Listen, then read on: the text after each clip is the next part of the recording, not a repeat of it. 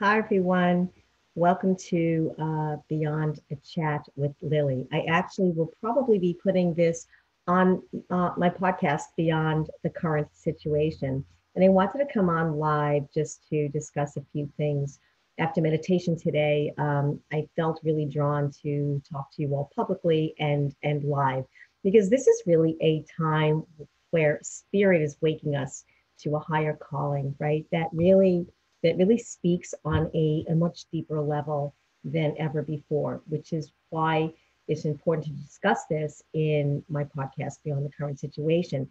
And the recent global pandemic had been a wake up call, right, to those who are light workers, thought leaders, and even those that have been hiding under this rock of fear.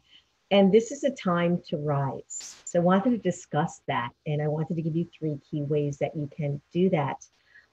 When we live through the lens of the soul, which I will discuss, we can really understand that any current life situation is really our opportunity to take the bull by the horns and rise up. And when we have the power to take the affirmative actions and use those actions for the betterment of ourself and the collective self, that's really going to be key for humanity. And the time is now. And so the first thing I want to discuss, number one of the first steps is clarity. And as part of a whole evolving community around the globe, we need to gain individual clarity on what is really happening here, right? And understanding that there are external life situations and but not running in fear from them, right? And many of us don't want to know how or why these things happen. Some are going about their personal missions with hatred or even collectively as groups, while still others are trying to really figure out how they can reinvent their lives amidst this pandemic or at the end of this pandemic. Meanwhile, we're missing the mark. We're missing the mark on the critical need to come together as a global community and bring us back into the light. We need to return to our innate self and take that powerful shift that is driven by love. It's driven by the heart. It's driven by love. And it is the only way through it. And it is the only way to rise. Love is not weak.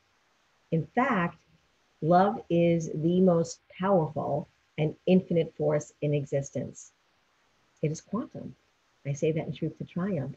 The energy of love from our Creator dwarfs all other energy fields, all of them.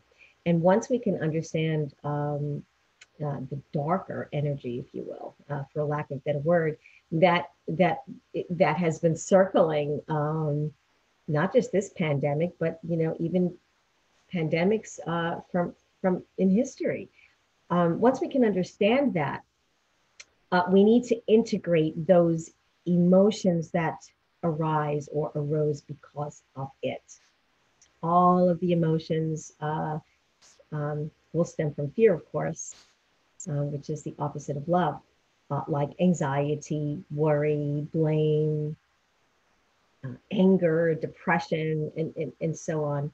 But know that when you integrate your emotions with the core of who you really are, beneath all of the layers of sensations, then you can release those emotions into the nothingness from which they came, right? And they came from an external situation. So the first step is clarity and integration, of course. Second step is declaration. And now let's say we have clarity. Now we have to declare. What do we have to declare? We have to take our power back. We have to declare, affirm, claim it. And if we do or say nothing, it's basically, it is giving permission to the madness. So we don't want that, do we? No, we must make or take authority and make a declaration to rise. And that's what you want, isn't it? And as a community, we need to place our boundaries down firmly, and say no to whatever secret political agendas and pharmaceuticals that are controlling the minds and the hearts of humanity. And the reason I bring that up, because, in my mind's eye, that's kind of what's going on with the vaccinations and so on and so forth, and traveling and whatnot. And even mainstream media has been blinded really by the personal agendas and that of politicians, and relentlessly feeding the world fear and just underlining it with these subtle whispers of resolve that would put us at the mercy of their control. But I say, make a declaration, take your power back, and look, because today it's vaccinations, and tomorrow maybe it's microchips. And I know that sounds crazy, but I only ask you, and I only just kind of bring this up at the tip of my tongue, because I just want you to keep your spiritual eyes wide open. That's all I ask. That's all I ask. Wake up from this external dream.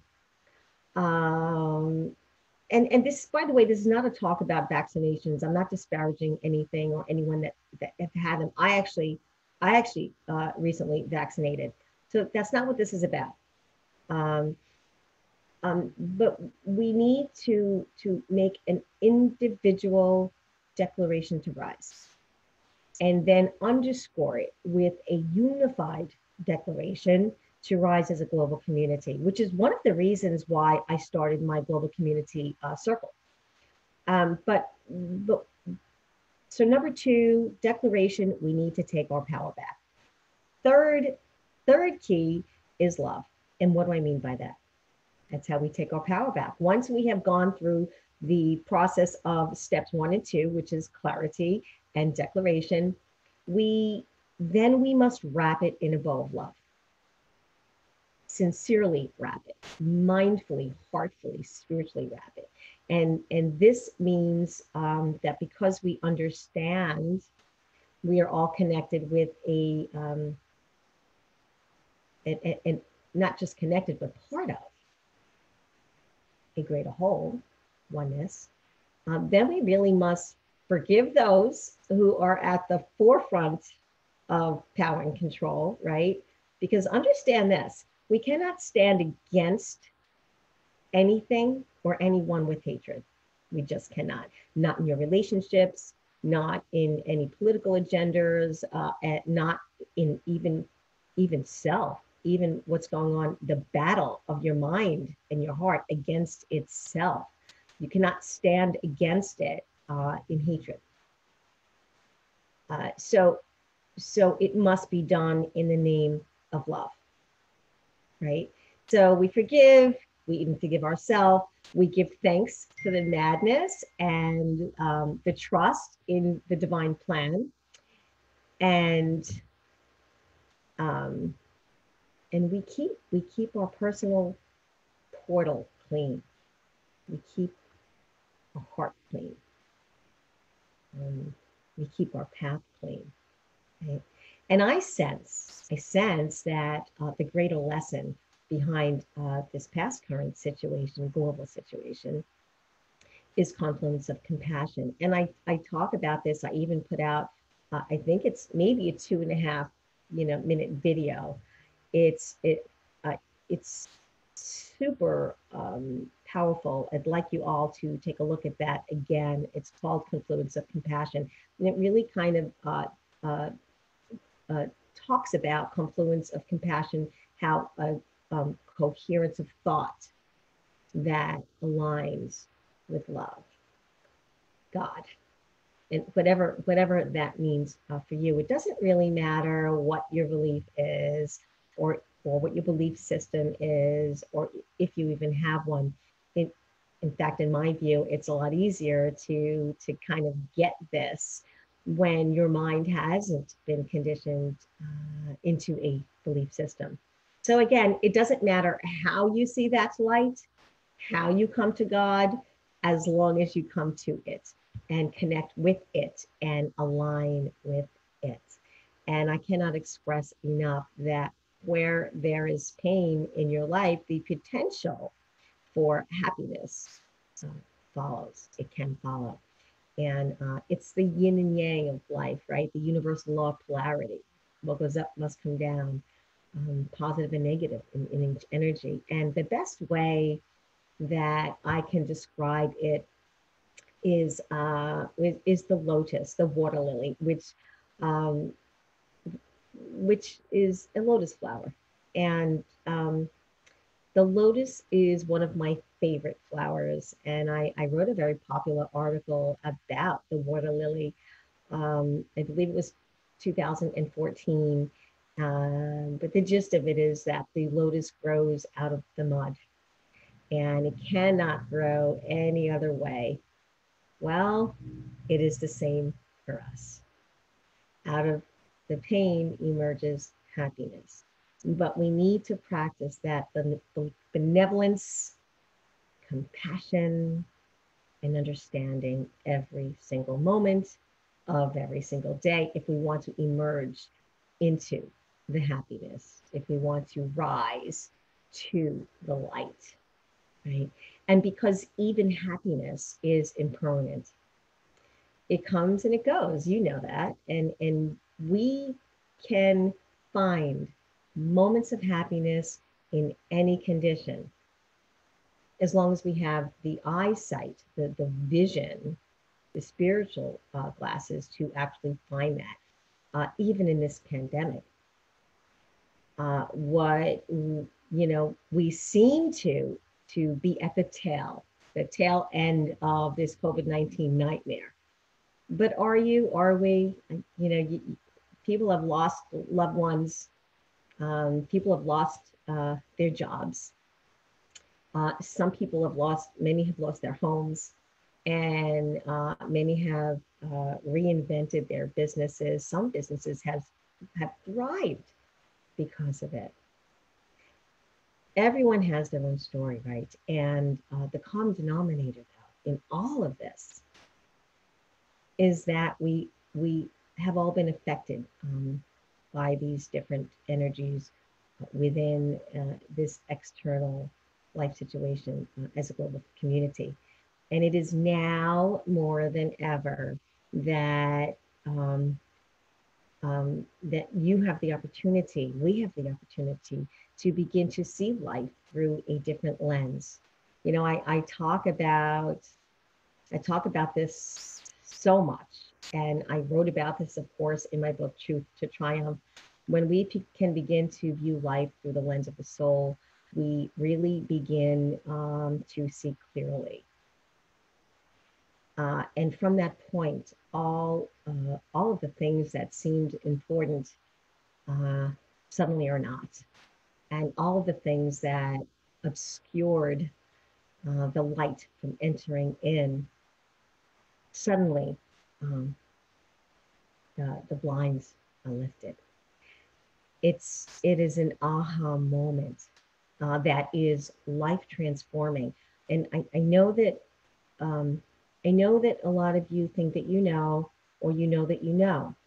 But what I would put to you, I want you to go beyond. I want you to go deeper, beyond, above, around. I want you to go way beyond. And what I would put to you is that you start to know what you don't know. That's where alchemy happens. In the past years, particularly while writing my book, Truth to Triumph, my eyesight had become a real challenge. And I must say, I was struggling. I was struggling to see for years, only I didn't even know it. I didn't know it. I was wearing readers that, you get from the drugstore, just over the counter. And I didn't know it. I didn't know that I was still not seeing clearly. Then I just realized I had this, I kind of succumbed to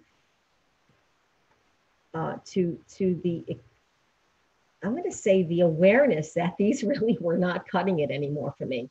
All of my life, I had 20/20 vision, and it was as if I couldn't accept that I suddenly couldn't see things as they were, and I needed prescription glasses. I took the plunge. I went to the doctor. I get my prescription, and I have to tell you, once I I, I put on those glasses, I almost cried. Like like like when I'm here and I'm looking at you or my laptop screen, and I look here and I look there, um, it's it's like a different world. I don't know, like everything is fogged over. And then when I put this on, when I put this on, as I put my glasses on my back on my face, like I'm amazed. I'm just and I remember that first time I put these prescription glasses on, and um, I was really almost at tears because I was amazed at how I was almost angry, like how poorly I was actually viewing everything around me, viewing things. And then suddenly, you know, with this new lens, I felt love. I saw love. I actually saw a rose clearly, and in a whole new light. I, I noticed facial expressions on people clearly that I hadn't really been in tuned to. Uh, I, anger in others that I could see from a distance, you know, like coming toward, toward my way, allowed me to really turn the other way. I could see it from a distance where before I couldn't see it. Uh, Conversely, I saw love in people's eyes addressed toward me that really, really blessed me in a time of need. And I looked in the mirror on a personal level, and I noticed that I aged physically. And now I had a new personal journey to walk, one that said, okay, this is who I am at this moment in time. And whatever it is that I see, I will love it. I will accept it. I will love it. And I know this sounds crazy, but it's true. And this is really no different than when we put on our spiritual glasses. What might things look like beyond the world and form for you, right? Beyond the external life form and beyond external life situations, beyond sickness, beyond death, beyond job loss, beyond business successes. And what is my purpose here amidst it all? As I look through this spiritual lens, I look through the lens of the soul. What is this all about? Okay. And this is the multidimensional existence that I talk about. And this is where we can begin to connect the mind, the heart, and intuition. So what I would put to you is that you have the ability to view life through the lens of the soul and use your spiritual vision that is innately yours, and come out of those darker, less desirable places, which are really just external life situations, and come into the light. Love you all. Have an amazing day. Bye for now.